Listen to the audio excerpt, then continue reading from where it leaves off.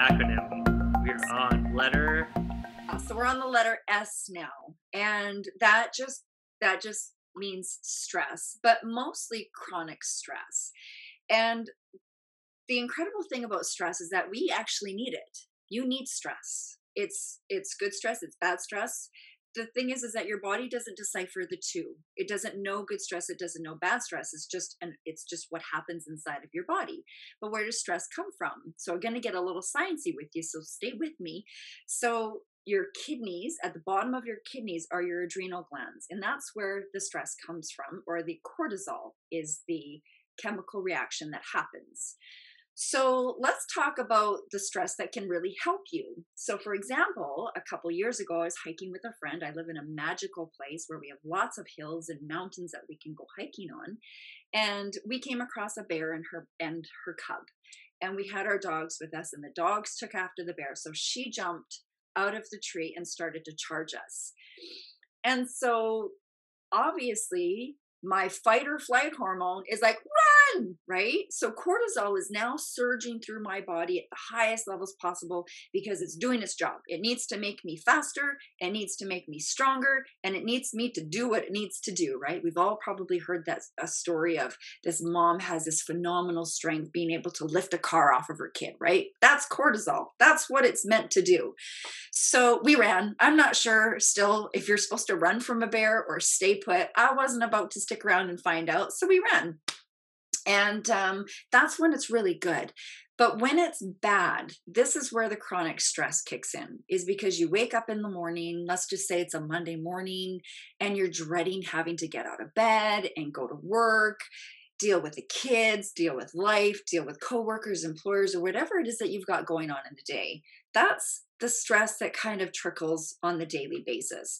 And when you get to your job and you see your employer or your coworker that you've just been, maybe not meshing with, the cortisol is still running through your body, but you don't have the opportunity to go for a run around the block. I can't just drop and do some squats or some push-ups and make use of that cortisol that's trickling into my body on a regular, right?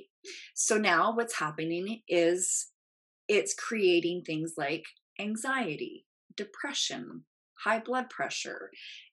It becomes what's called a catabolic metabolism, where it starts to eat away at my tissue. And that's where we get sick. And that's what stress is like, the silent killer, right? You've heard of the most heart attacks happen on a Monday morning on the way to work. Well, duh, that's because people hate their life and they don't want to go. So that's what happens with the stress in not such a good way. Sorry, if I can interrupt for 1 second there. There's an amazing TED talk with this woman. She's brilliant, and she's a psychiatrist. And she was talking about stress. If you think that stress is good for you, okay, in your mind, and that it's helping you, stress in your job and your day-to-day is something that's helping you get stronger, it's completely different, the reaction on your heart. And the vessels are constricted if you think that stress is bad for you. And if you think stress is good for you, it actually opens up more. Like, as you were saying before, that when you get stressed, when you get adrenaline, cortisol, like you were saying, those chemicals, now they're meant to shut off your thinking. So that's what always is unfortunate when you're in, I was going to say, a speech. You get nervous and you're in front of everyone. You get once you get nervous, that cortisol and all that stuff. Now what it does is kicking in fight or flight. So you're not supposed to think. Right. So now you can't remember anything that you're supposed to do. You're just like, you're frozen, and it's not built for this society. It's built to run away from the bear. So those are the four things that Peter kind of just placed, all of those four things that combine together. The interconnection of all four of those things just undermine our potential of having the best quality of life possible. So what do? So now that you can probably talk to anybody and you can pinpoint all four of those things. Do you have stress in your life? Do you have toxicity in your life? Do you have all of these things, right? The answer is most likely yes. So this is where the intermittent nutritional fasting kind of takes place as well, because it just helps your body detoxify and really clean out so we can bring in really good things. Now, before we were talking about deficiency, we were talking about my wellness company, Isogenics, and you're now a part of this. How long have you been in? A couple of months. Feel great. Yeah, awesome. Yay. Awesome. So intermittent nutritional fasting, nutritionally supported intermittent fasting. So going back to my point of there's so many different ways to fast. There's so many different diets out there. You've heard keto, you've heard carb counting, macros, micros, all of that confusing stuff. So I'm a pretty simple person. Intermittent fasting, really, as soon as you stop eating for 4 hours, your body goes automatically into detoxification. Your body will automatically start to release the chemicals that are stored within our body. And do you know where they're stored? Where toxins are stored? In our fat cells, right? Yeah. So your fat cells hold three things: water, fat, and toxins. So as soon as we stop eating for 4 hours, your body starts to release those into the bloodstream. But what happens is they're just floating around in your bloodstream and your body still doesn't want to recognize that. It's still dangerous. It's your body's toxic burden. They're floating around your organs and they're danger. So what does your body do? Stuffs it back in a fat cell. So it's just kind of like a hamster wheel. They're not really going anywhere. It's kind of like rearranging the chairs on the Titanic. They don't really go anywhere. They're just in different places.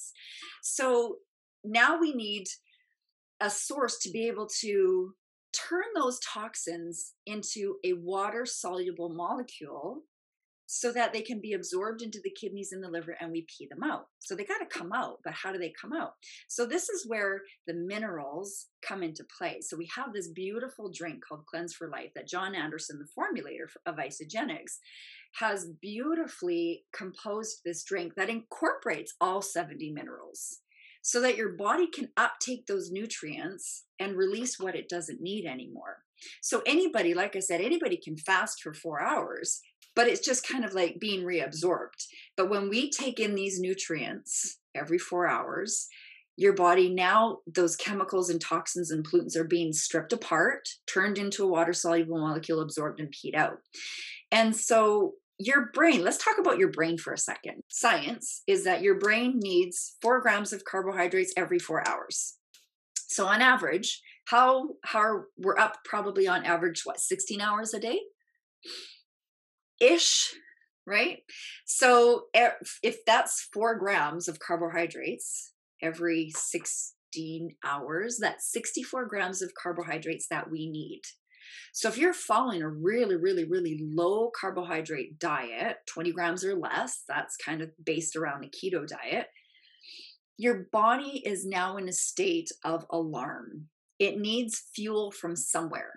So the beautiful thing about a nutritionally supported fast is that every 4 hours, we get to take a mineral drink and we take these snacks that are supporting our body at the highest level. Even though we're not eating, we're nourishing our body intermittently for 48 hours, which is why when you do a fast this way, the way that you and I do it, nutritionally supported, not just by, I'm going to pick a 17-hour window and just drink lemon water and not eat. Your body needs that. It needs a carbohydrate source. It needs a source. So here's what makes a 2-day fast really, really important and really cool when we do it our way, is that day one, when your body starts to purge and get rid of toxins and pollutants, your liver is getting rid of the glycogen that's stored within it. So that's day one. And also our fat cells are getting rid of the pollutants that are stored within it and the water. So we do that on day one.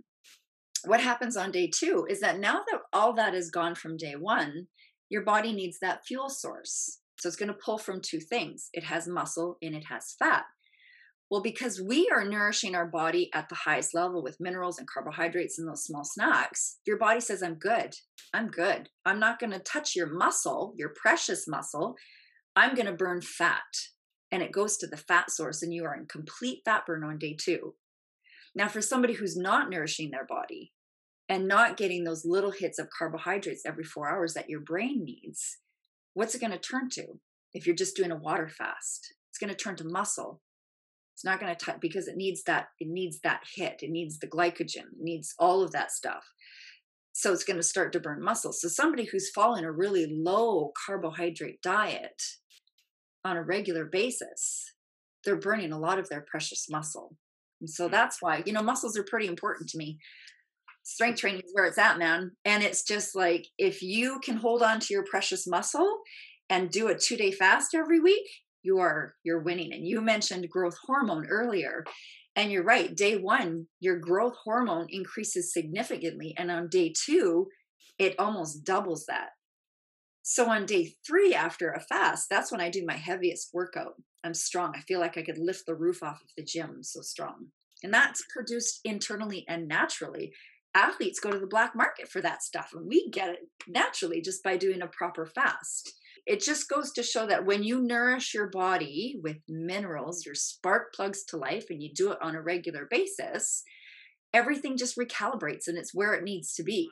Okay, so Sondra, is there one thing maybe that you'd like to share with the listener before we go? One thing, there's 10, but I'll just do one. So I just say to everybody after everything is that life is short, and we really need to be grateful that we're 6 feet above and not 6 feet under, and just don't sweat the small stuff, because really at the end of the day, it's not a big deal. It really isn't. Mm. Yeah, for sure. They say don't sweat the small stuff, and then it's all small stuff, right? Oh, yeah. For sure. Amazing. So listen, we will have you back as a guest for sure. There's very soon, because there's so many other subjects we wanted to cover, and we just don't have time in one session. So that's okay. So with that, I'll wish you a successful and peaceful mind.